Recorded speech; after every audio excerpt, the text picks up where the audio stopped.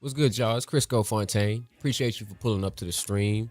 I really do appreciate it. I really do from the bottom of my heart. We're about to get it started shortly, but hey, real quick, if you are new to the channel, hit the subscribe button, por favor.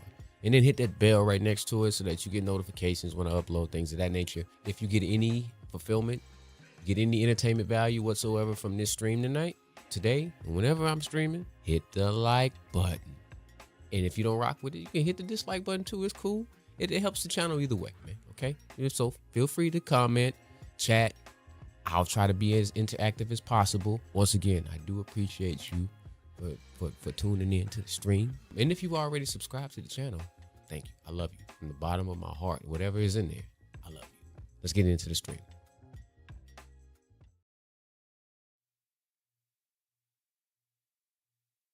I really should have my music playing.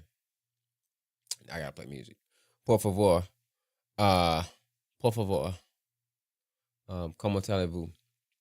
Welcome back to the stream. My name is Criscoe Fontaine, aka Coach Criscoe. If you are in the stream and if you are new to the channel, make sure you hit that subscribe button and just go ahead and hit the like button anyways. Just do it. I just got done watching the Warrior game. Warriors Rockets. Very great game. Very compelling all the way through. I get some music in my ear. All the games, well, let me reword that. Half of the games that were on today were good games. No, 3/4 of the games. It was 4 games, right? It's 4 games. I didn't watch the Cleveland game. I watched some of the OKC game. I caught it like halfway. The Nuggets Clippers game was excellent, and the Warriors Rockets game was good. I mean, if you look at the score, you would think that Golden State dominated, but they did not. Let me get a little. Let me get a little music, a little instrumentation going on in my ear. I just need some. I don't like the dead air.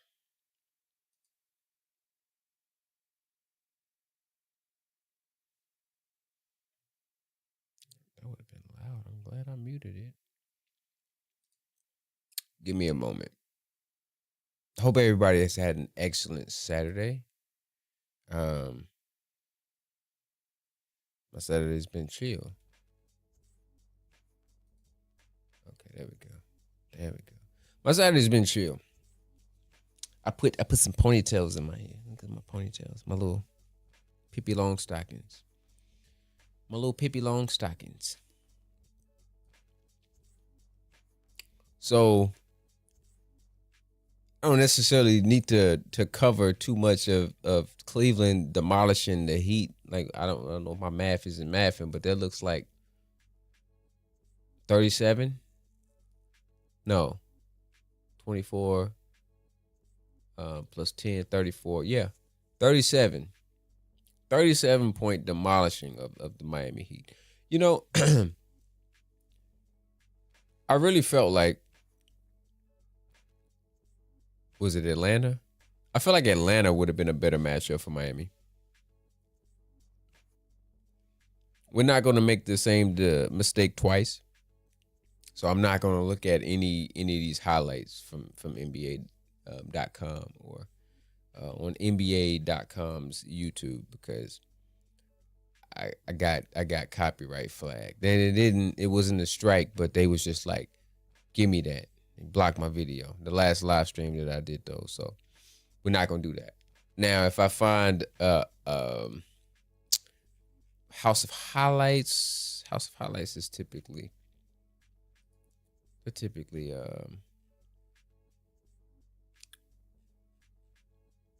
lenient. But there's no real reason to really go over the Cleveland, Miami highlights because, I mean, 37-point drugging, that's nobody wants to see that. But let's just check the box score, shall we? So, let me move me. What should I? Let me make me a little smaller then. I like that better. So Hold on, let me do something. I'm real I'm real anal when it comes to certain things. Let me get my bar out the damn way.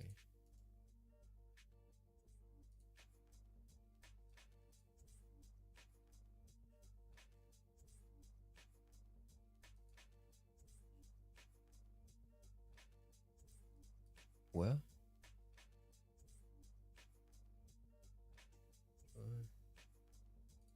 the hell is going? Oh, okay. You know, I hate when Windows do updates, and I'm not privy to the updates. I don't like it. I just want to get the taskbar out the way. All right, so Cleveland had a very minor output from Donovan Mitchell. Um, and Gordon didn't even. I mean, not Gordon. I'm thinking about Denver. That was crazy. That was crazy, actually. Garland didn't even play. So without Darius Garland, this second best player, arguably, I guess you could say Evan Mobley is the second best player, but without Darius Garland, they beat Miami by 37 points. Um,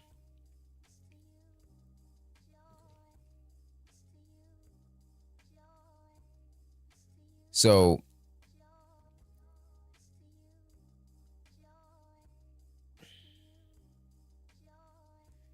um, my bad. Yeah, without Darius Garland, they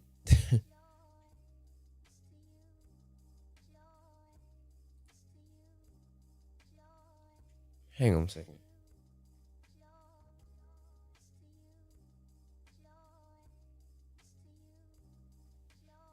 Hey, so Miami, Bam had 22.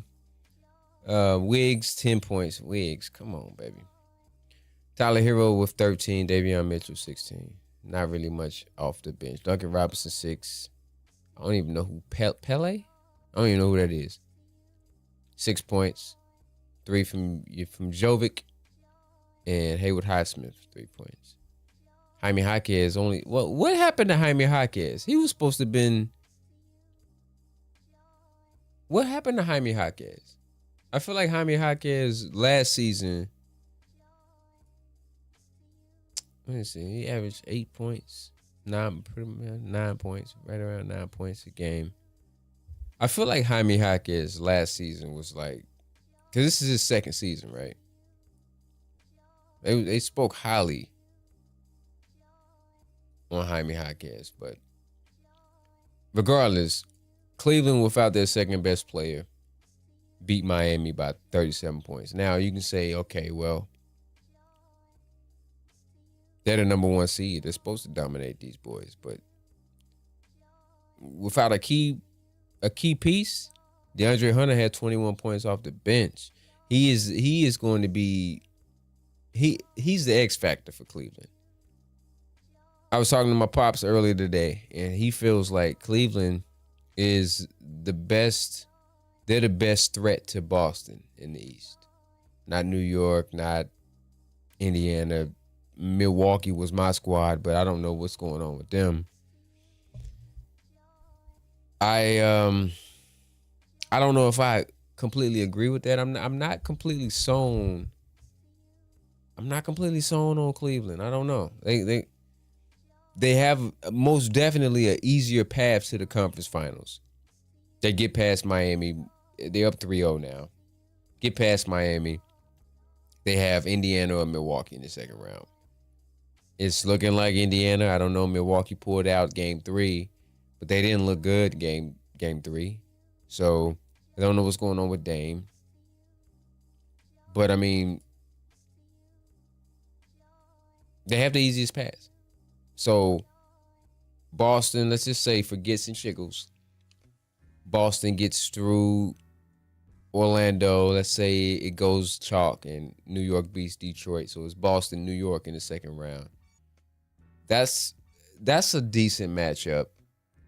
I'm not sure if New York could beat Boston, but they definitely can beat them up a little bit.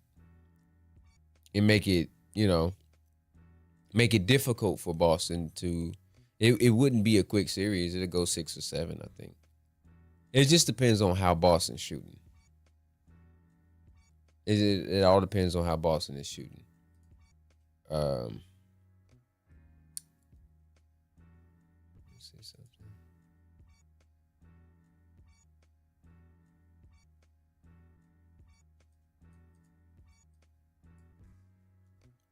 Give me a moment.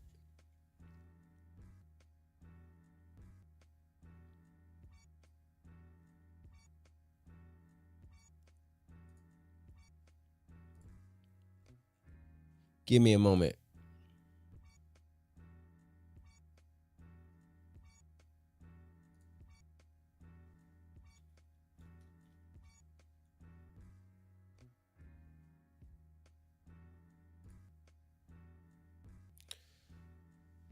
I don't know.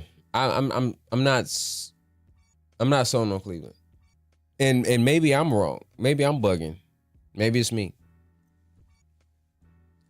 but I'm not quite sure about Cleveland. I'm curious to see what they will look like against a Boston or New York. So I don't know.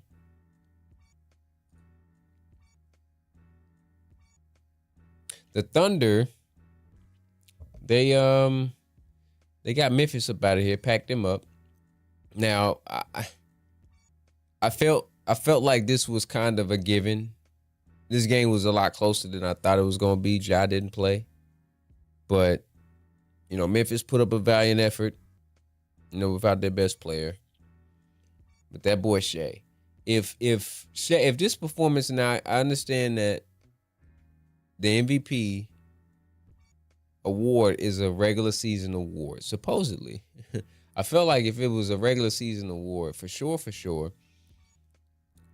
they would already have announced the MVP by now. I feel like back in the day, they announced the MVP like prior to the playoffs, or you didn't get through a complete series in the playoffs before the MVP was announced. OKC is they already through the second round. They're in the second round already. So maybe I'm wrong. I can't remember. Old age is kicking in. It is what it is. But I feel like when I was a youngin', I can remember the MVP being awarded prior to a first round series being completed. And again, I could be wrong. But regardless, Shea had 38 points in 38 minutes. Hartenstein 11. Chet Holmgren with 11. Jalen Williams 23 points in 38 minutes. Solid output from the bench. Isaiah Joe with 11 points. Aaron Wiggins with 9. Alex Caruso. There was a couple plays I've seen of his. He had some really good defensive plays. Some really good defensive possessions. X factor for them. Lou Dort with 4, but he's not out there to score. He's out there to be a pest and to hurt people. He's out there to hurt people. He do the dirty work. Santi Aldama had 23 points for Memphis. Jaren Jackson only 12. You got to have more than that. Scottie Pippen Jr. has shown me a lot of the last couple games. He's shown me a lot over the last couple. Desmond Bane, 23 points. Scottie had 30 and 11. 11 boards, 4 assists. Scottie playing into some paper, low key. Scottie Pippen Jr. is going to get the paper that his father should have gotten. Vince Williams Jr. with 11 points off the bench. John Conchar with 4. Luke Kennard with 4. Memphis is interesting. Zach Giddey 8 and 8. Memphis is interesting because I'm not quite sure what they're going to do with Ja. I feel like what is Ja's contract looking like? Let me see. I feel like it's a no-brainer. Ja Morant is a superstar. But the on-the-court issues, him being, hurt or just kind of the durability aspect of Ja, meshed in with the off the court situations or whatever that has transpired over the past. They fired their coach right before the playoffs, which is crazy. I just don't. I mean, I don't know if they're going to look to maybe trade him or offload him or something. I mean, he signed into 2027. Signed a 5-year, right at $200 million contract, $197 million. So they got him locked in.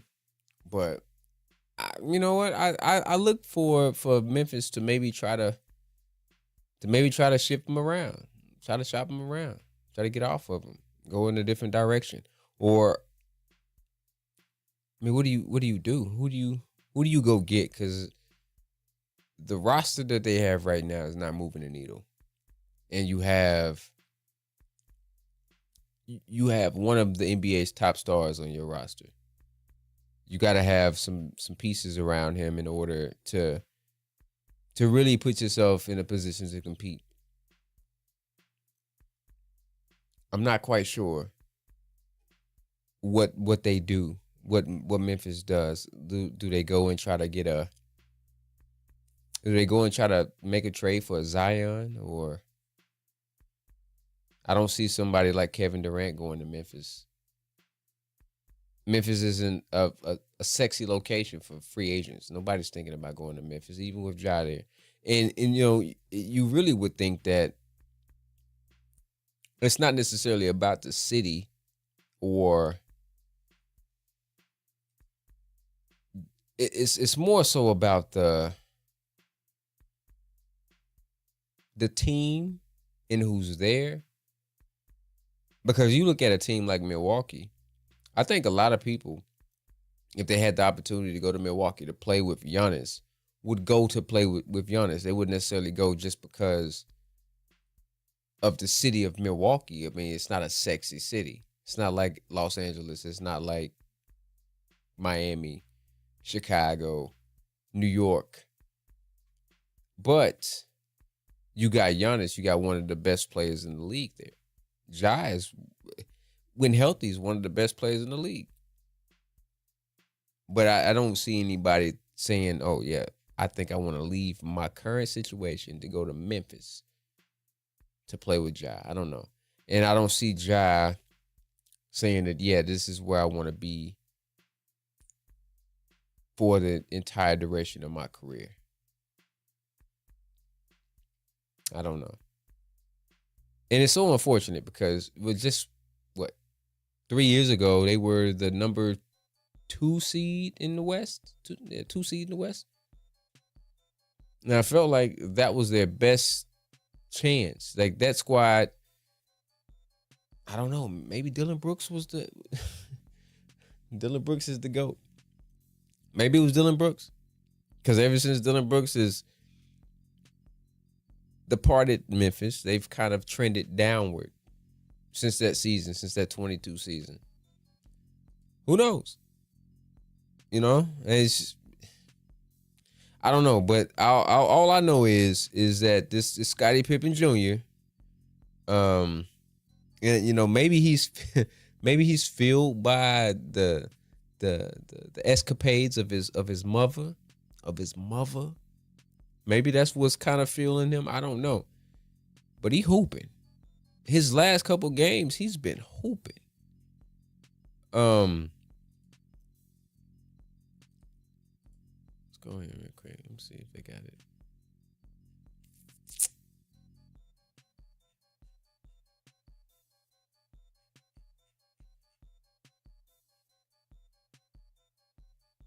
Was it playoff? Play by play. Oh, I'm bugging. I do not know how to use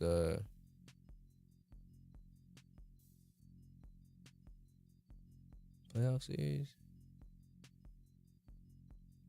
They averaged 14 points in these playoffs.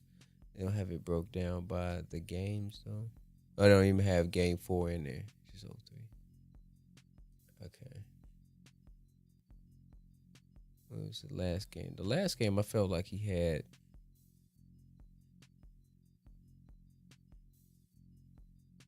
OKC, Memphis. Yeah, 28 points. 28 points, game 3. When they got walked down. So I mean, that's something to look forward to. If you're Memphis, you got a Scottie Pippen Jr. that, he's but the thing is, it's like he's a point guard. He's just 6'1". I thought he was taller than that. So you can't really have him out there with Ja. I mean, I guess you can, but I don't. It's too small of a backcourt. I thought he was bigger than that. So if you bring him off the bench, but he had 30 points tonight, or today rather. So I don't know. I don't know what would fix Memphis. I'm not sure. I'm not sure what would fix Memphis. Other than trading Ja and just maybe trying to build around Jaren Jackson and Desmond Bane. I mean, you trade Ja. What if Memphis traded Ja for? So you keep Jaren Jackson Jr., keep Desmond Bane. I think Bane it's just disregard. Allergies. I'm a little under the weather, but I think Desmond Bane is paid. I think he's under contract, if I'm not mistaken. So say you get off of Ja, and I'm just throwing scenarios out there because I'm stuck on Memphis because I do like their core. I do. I'm a fan of Ja. I'm a fan of Desmond Bane. I like Jaren Jackson Jr. I like their team, but I don't know if their roster as configured right now moves the needle. So let's say you use Ja as trade bait. Who can you go out and get to put with Bane, Jaren Jackson, Santi Aldama, and then you got Scottie Pippen Jr. who can run the point. Zach Edey at the center, so you can bring Santi off the bench. So who can you put with them? I know KD wouldn't go to Memphis. I don't think he would, but that wouldn't be a bad place for KD. You slide KD at that 3 position with Scottie Pippen Jr. running the point. If he's showing signs, maybe he can have a breakout year next year. Desmond Bane at the 2. Slide KD right there in that 3 spot. Jaren Jackson at the 4. Zach Edey at the 5. Now, if you're Memphis, you probably wouldn't do that. Why would you trade Ja for a 37-year-old dude? So I understand that, but I'm just thinking of somebody that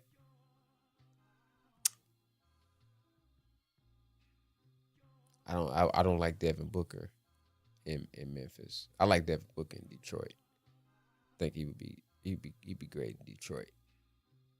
Just thinking of like who would you if you trade Ja, if Memphis were to trade Ja, you would have to trade him for either a bunch of assets and some picks or another big name young star. So, like you could trade him somewhere like Orlando for like a Paolo Banchero. Another like a big name young star that you can build around, and he would fit in Memphis. Actually, he would fit in Memphis. In Ja in Orlando, you still got Franz Wagner there. You got Wendell Carter, Anthony Black, Jalen Suggs would still be the co-Anthony. I'm just trying to think.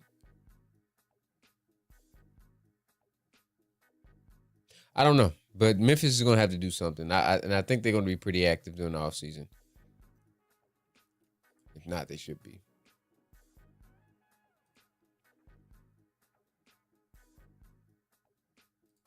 Now,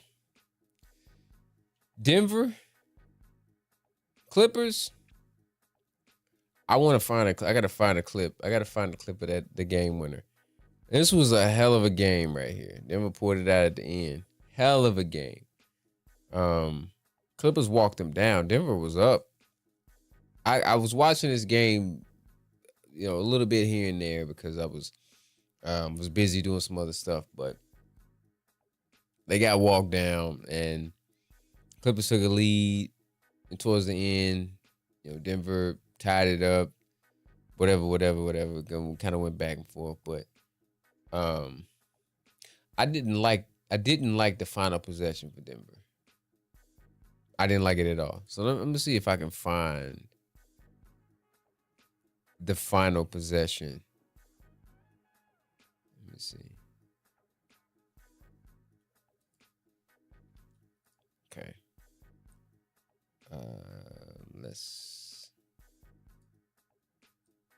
Okay, we're gonna slow it down.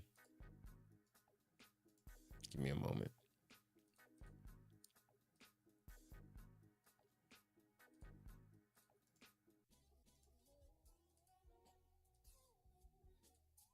Okay.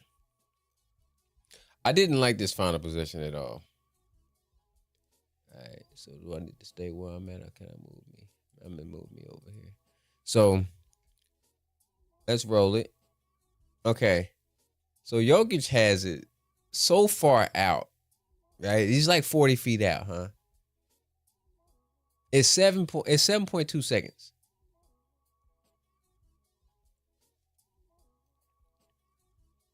Now, when I'm watching this, I thought it was gonna be a quick little dribble handoff right here, right back to Murray, because that's what I would have done. Why not put the ball in Murray's hands? Jokic wanted it, and I know why he wanted it. Because he's like, you know what? I saw what Shea did a little earlier. I'm going to show y'all why I'm the true MVP. But I didn't like this. So it's 6 seconds. 6 seconds left. He's still 40 feet out. The game is tied. You don't need a three. You need a basket. You don't need a 22-foot jump shot. You don't need any of that. You had plenty of time. When did it start? It started at 8 seconds. Get something going towards the basket. No? Get him the ball out 40 some odd feet from the basket. The action hadn't started yet. 2 seconds, 2 and some change have already elapsed. The game is tied. The action has not started yet. 5 seconds left.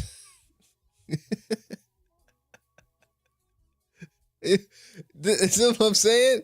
I did not like this possession for Denver. They got bailed out for sure. It's 5 seconds left. You've let 3 seconds elapse. You need a basket, not a three. You're not down. Still, he's getting started now. He dribbles. The first time he dribbles, almost 4 seconds have elapsed before he puts the ball on the floor. So I know he's not gonna get. He can't get any further down than the elbow. That's the furthest he gonna get, and it's gonna have to be a pull-up jump shot if he gets that deep. It's 3 seconds. 3.5. Back to the basket. 3 seconds left. And his back is to the basket, and he's 24 feet away from the basket. And the game is tied.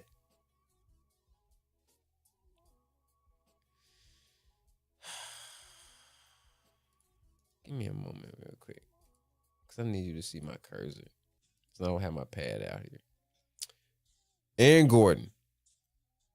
So he's pretty much left alone. James Harden is he's in the middle.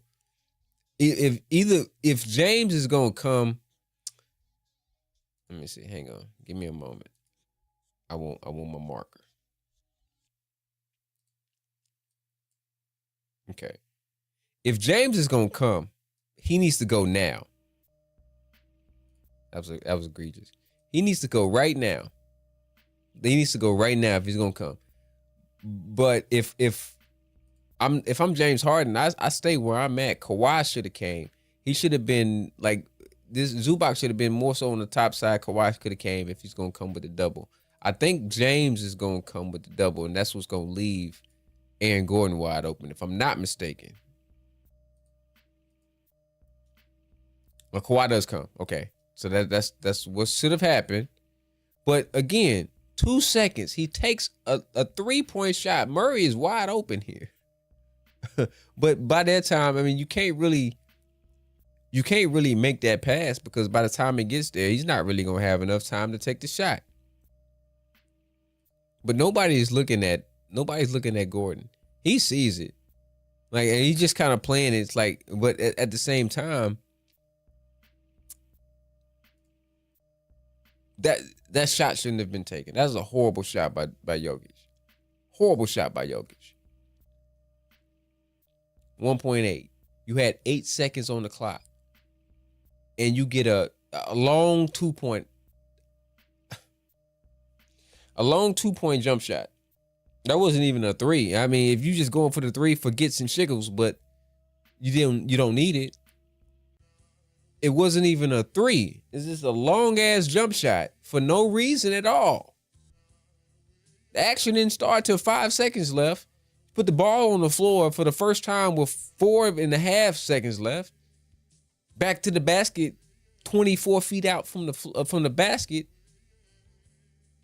with 3.5 seconds left, and then you take a jump shot. Now this is just, I mean, there's nobody. You gotta crash. You gotta put bodies on bodies. Like, Harden is in good position, but what the hell is Powell doing here? Now, I mean, I know he can't really. You don't really think that he's gonna be able to even get up there and get this, but still, you gotta put a body on a body. You gotta find a body. You gotta find a body. They just looking at the shot. Obviously, they thought that this was that was the attempt. We going to overtime. There was no thought of there even being a chance of a tip dunk or a tip in. It's 0.7 seconds left.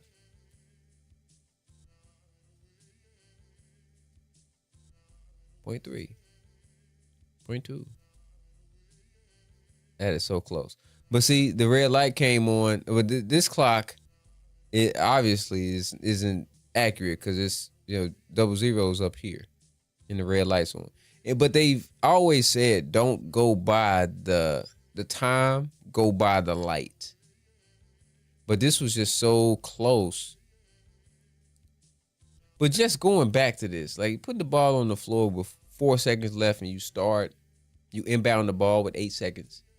You 40 some odd feet away from the basket. It ain't like you just Steph Curry. You're not the most accurate 3-point shooter in NBA history, and Steph ain't even that. But to have the ball out that far, the game is tied. You don't need a 3. Get something to the basket. Put the onus on the officials to maybe try to create some contact and get to the foul line, if anything. But you settle for a long 2. And then it means a step back fading away from the basket. I know that's his bread. I don't know. I don't say bread and butter, but that's kind of his thing. You don't go for that shot at that point in time. But this is one of the most. That's a horrible way to lose and a heroic way to win. That's crazy. I seen it, and when I seen it, it was so close. They called it good on the floor, of course, but it was so close that you couldn't overturn it. There was no way you could overturn that. There's no way. But I mean, I'm like, what the hell was Jokic doing? What the hell was Jokic doing? Like, why would you take that shot in the first place? Hold on, let me go back to something real quick. I want to see something real quick. Let me go back. Bring it back.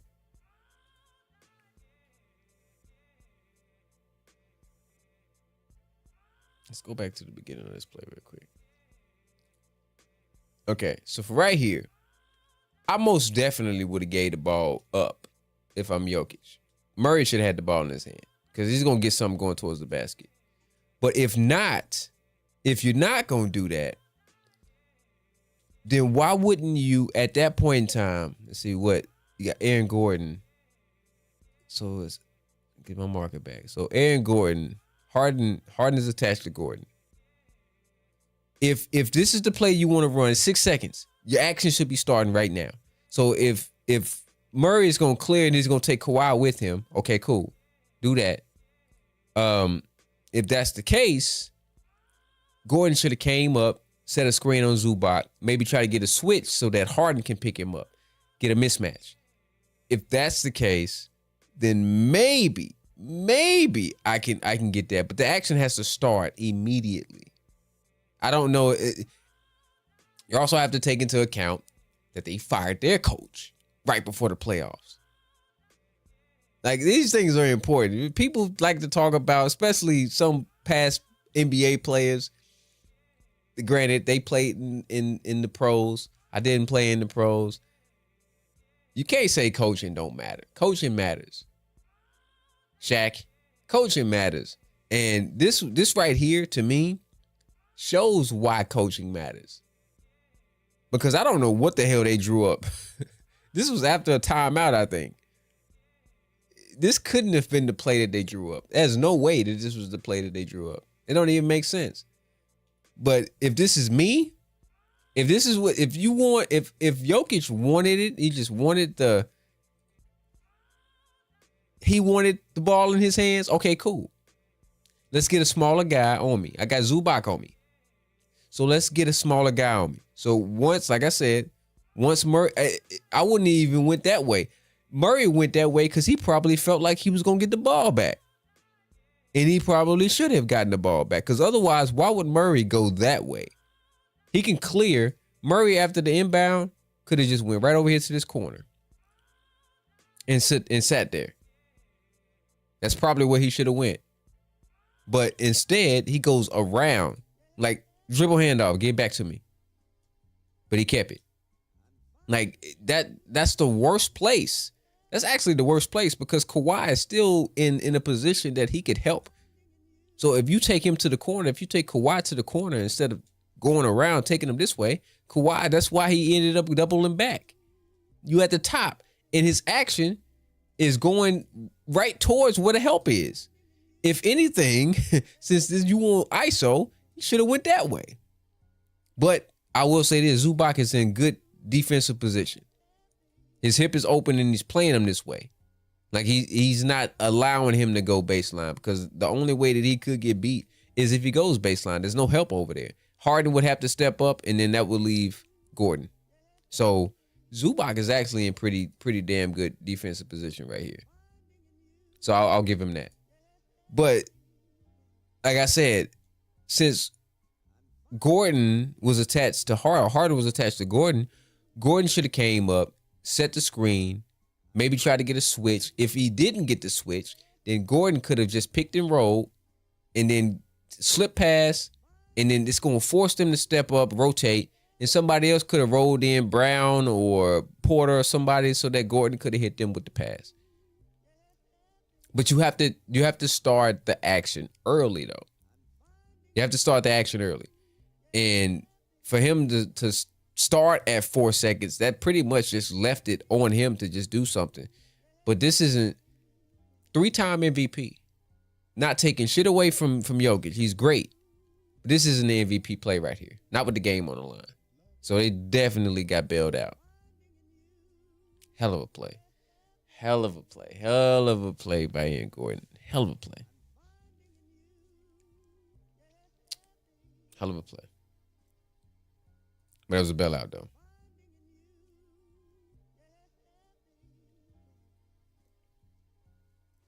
I don't know. I'm scared of that. I'm scared of that Clippers team, though. I am. I don't know. I'm thinking of a second round matchup. OKC. Who would they match up better against?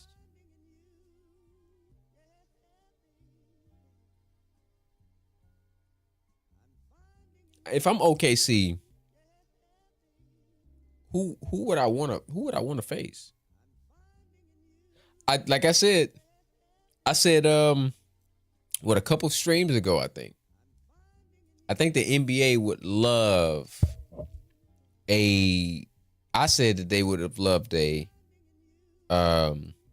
OKC Denver Western Conference final. It's on the channel somewhere. I think I may have clipped it up, so go look at that when you're done watching me. When you're done watching my beautiful face and my glowing skin, go check that out. But I think the NBA would have loved that because, like I said, they haven't announced the MVP yet. So what better way would it be to just kind of showcase the two? Because the finalists, Giannis was one of the finalists too, right? It's 3 finalists. Giannis has the numbers to be MVP, but no, he's not going. We know that it's between Jokic and Shea. So what better way to showcase that than to have them, face off against each other? But I thought it was going to happen in the conference finals. At this time, I think Denver was in the 3rd spot when I said that initially. So, but I don't know. We'll see. If I'm OKC, I think that I would rather play. I think that I would rather play the Clippers. I think OKC matched up better against them. Let me see, actually. OKC versus LA Clippers. Season series. Damn, I can't spell. Glad y'all didn't see that. So what's the season series between these? The last game they played, OKC won. Let me see.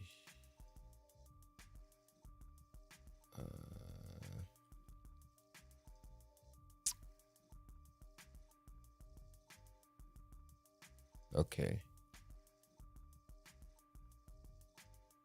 Oh snap! Oh the wait a minute. Yeah. Okay. So OKC swept the season series. Damn. So they played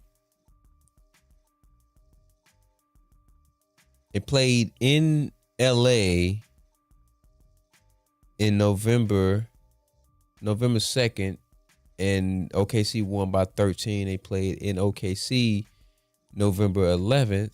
OKC won by 6. They played January 2nd in OKC. OKC won by 18, and they won again by 2 in LA. So yeah, most definitely, if I'm OKC, I want the Clippers. Damn, I wasn't aware that they swept the season series. Jesus. Okay. So yeah. I'm OKC. I want the Clippers. But I think the NBA would benefit if we had the OKC Denver matchup. Well, or Shea and Jokic matchup more.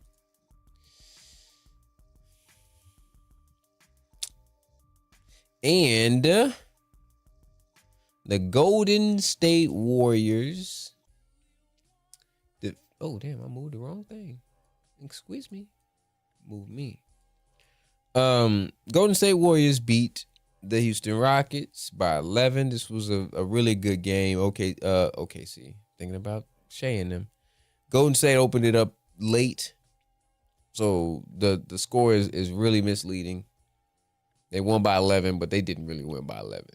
They didn't even win by 11. You saw the game. They didn't win by 11 really, but they didn't. This was a really good game. Houston, man, they are a scrappy team, but man, they get away with a lot of the way that they guard Steph. The way that they guard Steph Curry, they offer screens, off of curls. It don't matter. They hugging, they grabbing, they tugging, they doing everything and they can. They top blocking. They're doubling off the screens. Steph did a better job tonight of not throwing the ball away when he's coming around the screens or not getting picked or trying to split double teams and they reaching in because they reach. These boys reach a lot.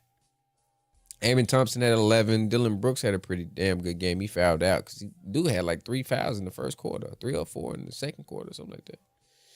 Sengun, 15 points. Van Vliet, 17. Jabari Smith with 12.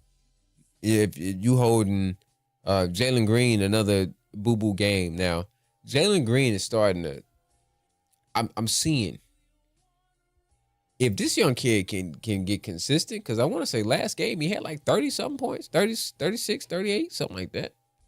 But only 9 tonight in 39 minutes. So you hold Jalen Green to 9 points, Sengun to 15 points, you're supposed to win a game. And they did just that. Stephen Curry doing Stephen Curry things. Golden State was without Jimmy Butler, so this is a big win for them. To get a dub without Jimmy, and you got to put foot on neck. You got to put belt to ass. If Jimmy is able to play Monday, I think they play Monday. If Jimmy is able to come back and play Monday, he got to come back and play Monday. Because I don't know if they win another game, like a game in a row, without Jimmy. Houston's going to make adjustments. They're going to come out. They're going to have a lot of energy. You need Jimmy to be out there to settle. Steph's going to do his thing for sure. 36 points, 36.7 rebounds, 9 assists for Steph. He came on late in the game. He started off slow. It's the way that they was guarding him, man. It was face guarding this man off the ball. But that's how you do. That's how you take away the weapons. You face guard. So I'm a defender. Again, like when I played, I was a defender. I'm defensive minded. Everything, anytime I break down anything, I'm looking at it from a defensive perspective. If my job is to check the opposing team's best player, I don't give a damn about the other 4 players on the court. I don't care about none of them. Those are my teammates' responsibility. I'm checking him. I'm not switching. I'm not doing nothing. I'm stuck to him like glue. If he shit, I'm wiping his ass. You understand what I'm saying? Like I'm on him. I'm on him. No pause. No Diddy. No none of that. I'm on him. I'm not going nowhere. Wherever he goes, I go. If he got the P, I'm holding his meat. I'm with him. I'm stuck. You understand what I'm saying? And that's what they was doing to Steph. Like they were face guarding this man. I seen a couple. Jabari Smith was just on him. Like he wasn't aware of what was going on behind him. He's just on Steph. Steph is off ball. On him. Just stuck to him like white on rice. The sticky rice. The overcooked rice. That's how you play him. But, Steph's going to do what he does. It's only a matter of time. Eventually, he's going to do what he does. He cooked up. Podziemski, 10 points. Buddy Hield had a really good shooting night, 17 points rather. Gary Payton, second, with 16 points. Moses Moody had 7. He had a big 3. I can remember off the rip. Draymond was 7. Kuminga was 7. Kuminga, he got the start. So I don't understand. I don't understand the rotation that Kerr goes with. So he went with JK because Jimmy's out the rotation, from being injured. Or hurt, hopefully just hurt, not injured. But you put him in Moody's place, I guess, because you don't start Moody. Moody's been playing well as a starter. So does Kuminga not work with Jimmy, or does he not work with Steph? Because I was under the impression that the spacing was an issue with Kuminga on the floor with Steph. Or maybe it's Kuminga being on the floor with Steph and Jimmy. I don't know, because with no Jimmy, I would think that Kuminga has shown signs that he can be dynamic. I mean, he had at least one game that I can remember against Houston in the regular season where he scored over 30 points, or maybe he scored 30 points right before the ankle injury. So wouldn't you just, Kuminga's he's going to be back in the rotation because Jimmy's not available. Just go with the same starting lineup that you normally go with. You started Quentin Post, start Quentin Post in the place of Jimmy in this case. But you were going with Steph and Podziemski, Moody, Butler, and Green originally. So instead of Jimmy, you just start Quentin Post and keep keep Moses in the starting lineup and bring JK in and let Kuminga play the non-Steph minutes instead of having him out there with Steph. I seen a few plays where he actually played under control in the post, had some mismatches, and he got to work. But he can be a bit erratic, and I think he does not know how to play off of Steph Curry effectively. I think that's the biggest thing. I think if Kuminga could learn how to play off of Steph like GP, like Gary Payton II plays off of Steph, that's why he had 16 points. Because he's playing off of Steph. Like, Steph's so polarizing. I don't know if I'm using that term right. Somebody corrected me before. I used it wrong. I guess I used it wrong. I don't know. People just be hating. In any event, Steph has a gravitational pull that is just like, it's diabolical. So learn how to play off of Steph. You get a lot of, feint cuts or feint screens. You can get backdoor cuts. Just stay in that dunker spot and just basically what Wiggs did. That's what I thought Kuminga was going to slide into. I don't really know where his fit is. And it's almost like, okay, well, you kept Jonathan Kuminga because maybe you thought that he was going to be the future. But now, I mean, hindsight, if Miami, unless Miami preferred Wiggins over Kuminga, when you made the trade for Jimmy, you should have just traded Kuminga and kept Wiggins. Could you imagine this team healthy if they were able to retain Andrew Wiggins and move Kuminga? I mean, hindsight is 2020 because I, again, made a video about Jimmy Butler where he should have been, could have made an impact before the trade. It's on the channel. Make sure you go and check that out also when you're done looking at my face live. And don't forget to hit the like button and subscribe button and all those things of that nature.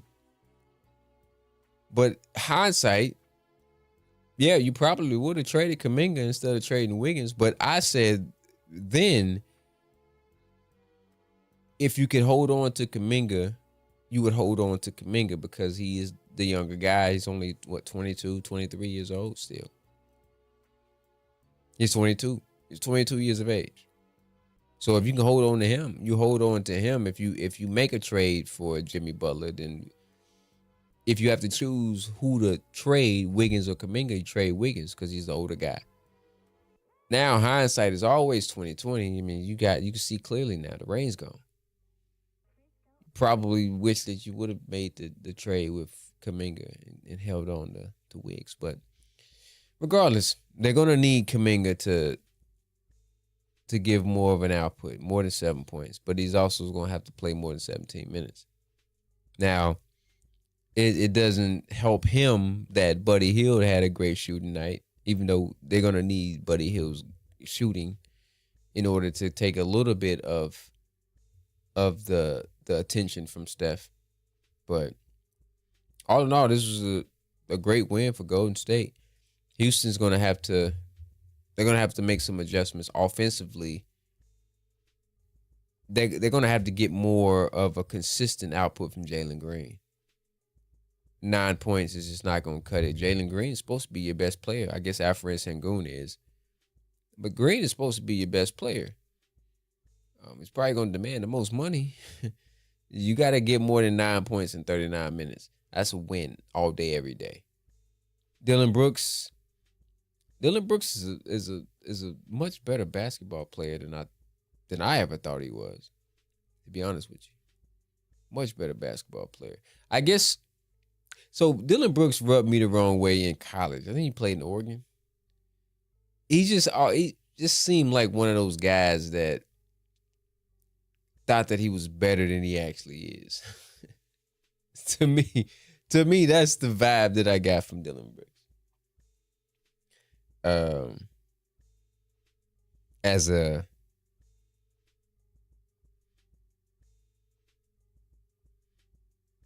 hang on a second.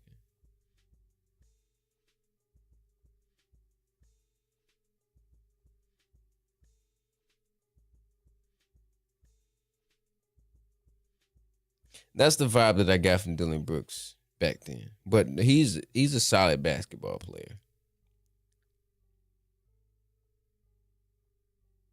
He's a solid ball player. I can't even front. And he plays great defense. So, but I mean, it's gonna be interesting moving forward. Let me see. What is the playoff picture looking like real quick? I think I got a handle of it, but let me pull it up real quick because OKC is already through, and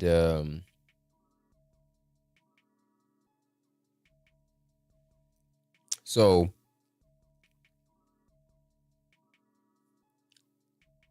Thunder, they're probably looking for the Clippers to handle business because they dominated them during the regular season.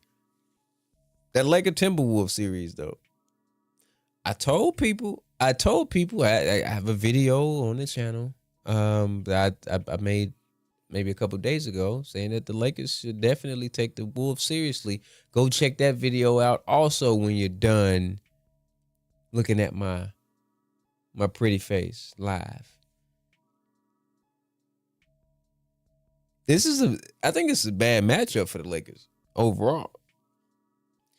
Now, I will say this. Jaden McDaniels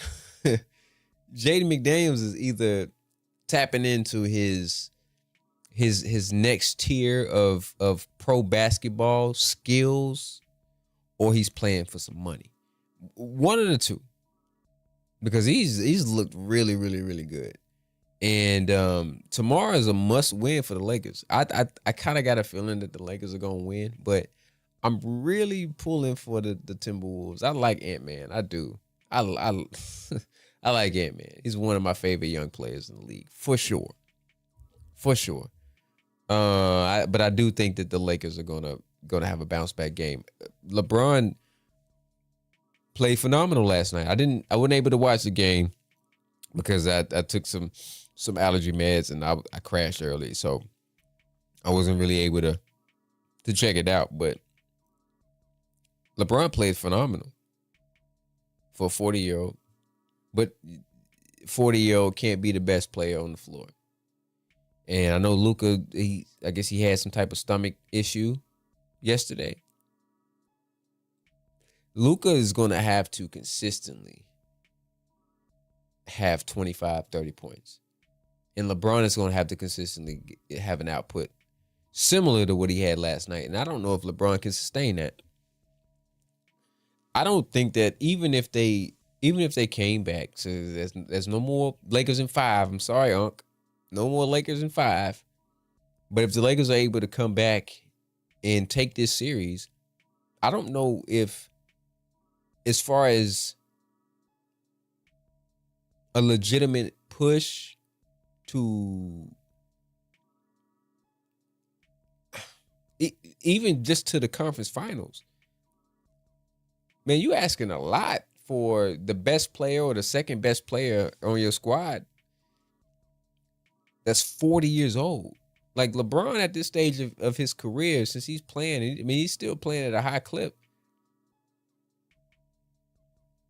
He shouldn't be the first or second option at 40. Like, not on a contender. He could be playing for the Toronto Raptors or for the Washington Wizards, and he would for sure be the number one option. But for a championship level squad, your first or second best player can't be 40 years old. I don't give a damn who he is. He's not going to be able to sustain it. I don't know. Unless he's taking that good juice. And I'm not talking a wine punch. Unless he's taking that good juice, he's not going to be able to sustain it for a full playoff run, man. They got to get 16 wins. They got to get 16 wins for him to get number 5. And he's going to need Luka to be the man every night for him to do so. And I don't know. I think this is just a bad matchup for them. I think they would have much rather seen the Nuggets. I think. I'm not sure. But I really feel like maybe I'm bugging. I don't know. Let me know. I feel like the Lakers were more dangerous with AD. In their current configuration, I feel like they were more dangerous with AD than they are with Luka. Because AD was going to give you, if he could stay on the floor, if he was healthy, AD was going to give you effort on both sides for sure. I seen so many plays where Luka was just getting blown completely by. He just out there playing just matador defense. Yeah, he's dynamic offensively for sure, but and then there's no inside, there's no paint, there's no rim protection. Nope. I mean, they're big. Well, Jackson Hayes is their most consistent big, and he's not that consistent. So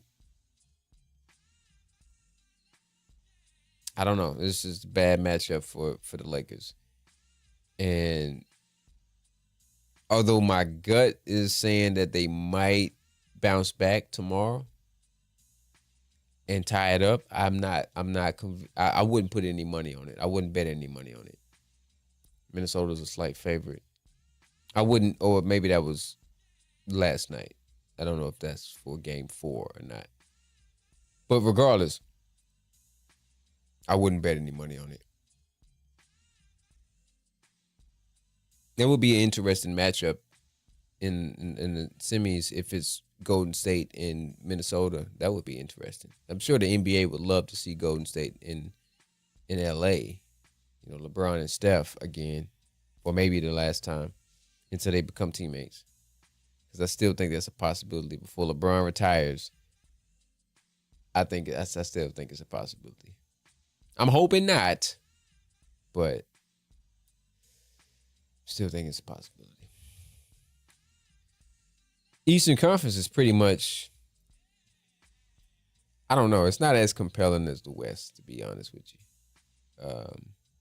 Cavs are making pretty easy work with the Heat.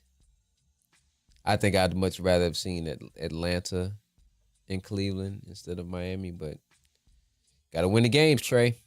Well, Trey did great considering the team that he has around him. So now I look for Atlanta to maybe make a move with Trey in the offseason as well, maybe trying to get off of him. Why, I don't know. Maybe it's incompetent front office, because it seemed like you could put some pieces around Trey. You would think. But I think it would have been more interesting and entertaining series if it was Atlanta and not Miami.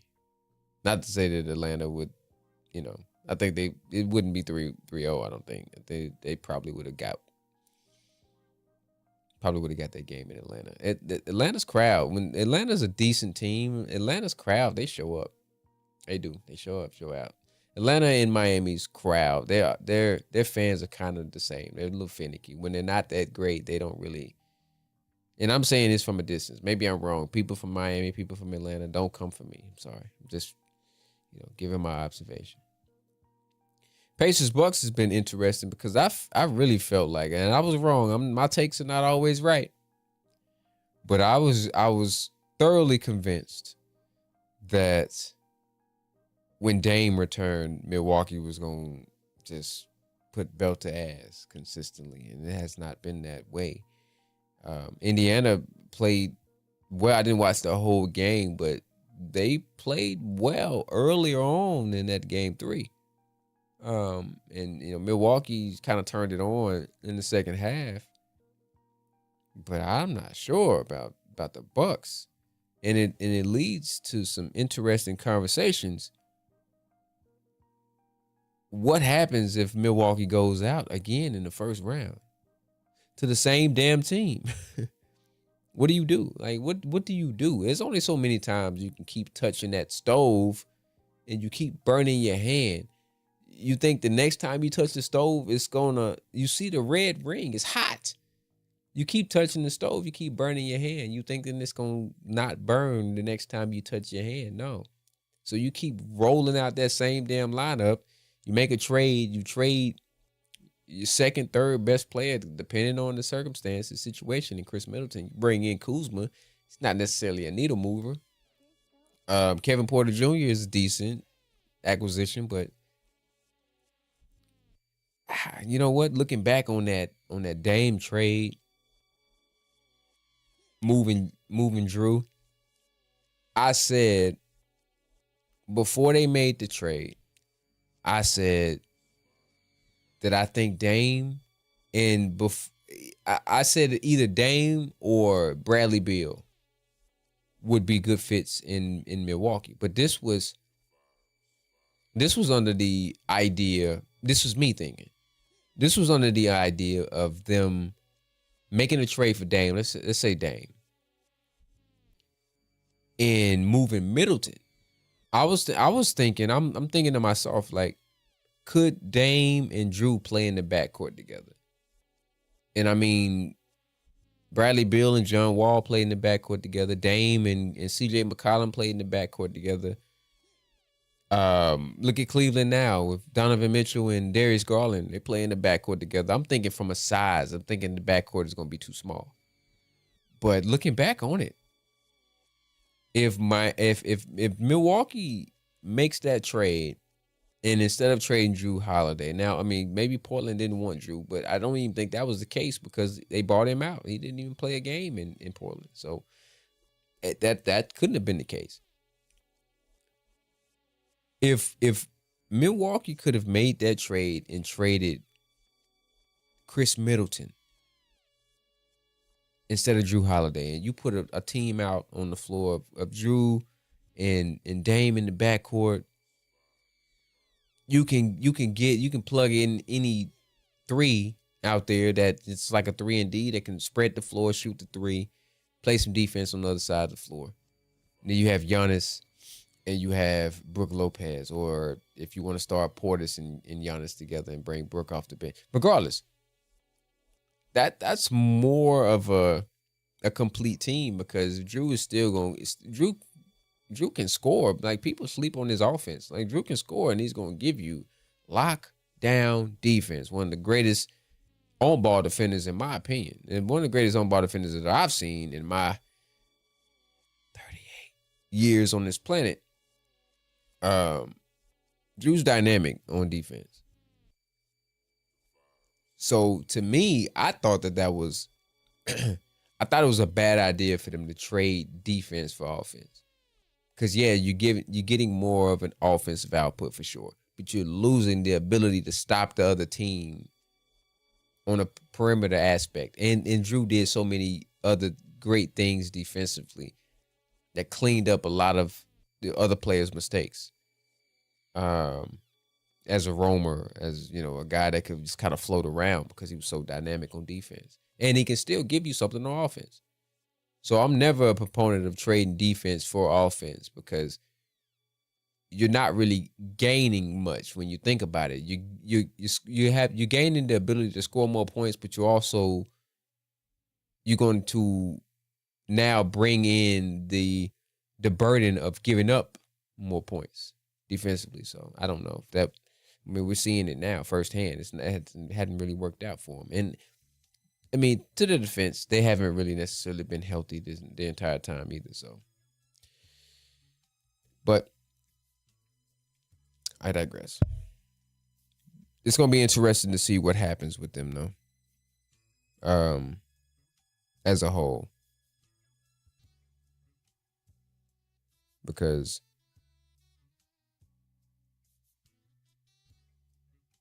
we've seen this is Dame second year or third year, second year, the second year. This is second year, right? Giannis is gonna want to go. He want to win, so it's gonna be interesting. We'll see how it goes. I think they even it out though. They play tomorrow too. No, yeah, they play tomorrow too. I think they even it up though. Knicks Pistons has been entertaining. Pistons are one piece away, and I'm telling you, man, that light and bright boy in Phoenix would be a perfect fit in Detroit. We had a conversation about that a couple streams ago. Devin Booker would be perfect in Detroit. You give up Jaden Ivey and some other pieces. See if you can keep Asar. See if you can keep Duran. How you pronounce it? Big man. Keep the big man. K's not going anywhere. If you got to give up Tobias Harris, okay, cool. Tobias can go. Sayonara. You got Schroeder on the bench. You can put him in that deal. Tim Hardaway Jr. You got some pieces that can make the money work. And if Phoenix is looking to just completely revamp and reboot, retool, rebuild, because I guess they're looking to move KD also. Maybe trying to get off a Beal. That would be a perfect place for young Booker in Detroit. You put Devin Booker with Cade Cunningham, and yeah, that'd be. And he kind of scrappy too. Booker can be a little scrappy, so I would like to see that. Gotta get some more star power in the East, anyways. It's too much firepower in the West. Celtics Magic is. I was gonna say going like I thought it was gonna go, but the Magic won Game 3 again. I didn't get a chance to watch that game, but actually, let me see something real quick because I didn't get a chance to watch that game.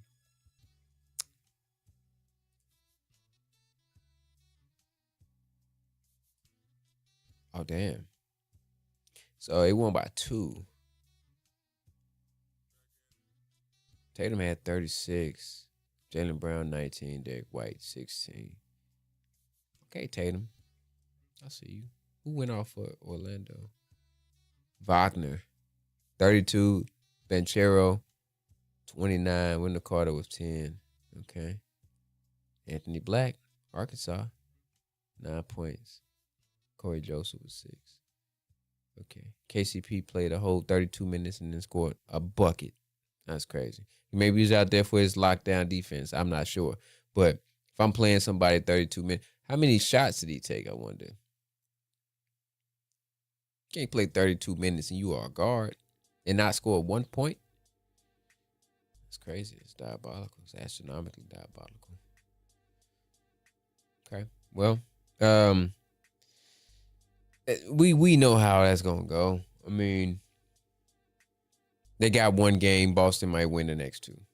So I don't really foresee Orlando doing anything that's going to be detrimental to Boston advancing. So, but if it holds chalk, Celtics Knicks in the second round would be interesting. Not necessarily discrediting or counting out Detroit, but I just feel like Detroit are a piece and maybe a year or 2 away from actually doing something. From actually doing something in the Eastern Conference. So